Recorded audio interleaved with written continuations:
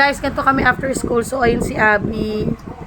Ay, si Lucas. Hoy, Nathan! Tumayo si Nathan. Niya po siya po si Nathan. Wait lang. Sorry sa itsura ko. Ganun eh. Uy, dito ka. Ano yung pasma? Aray! Alin mo na si Abby, mama!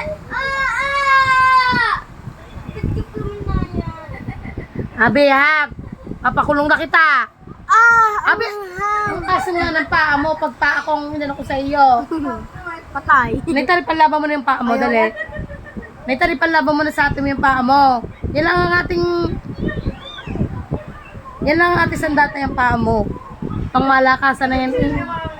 Ang malakasan. Alam nyo baga ang kwento? Naligo ka, in-invite kami na classmate kasi best friend ni Loka, si Yumi. Naligo ang mga sa swimming pool. Biglang talon, babay, gagamitin na sapatos kanina, walang magamit. Ang mamahalo mga sapatos ay sa swimming pool. Thank you, Richelle, classmate. Nakuha. Tres. Eh di kukunin pa natin doon sa San Vicente. Kailan? Utay tinabi, mahal-mahal na sapatos kaya ano yun.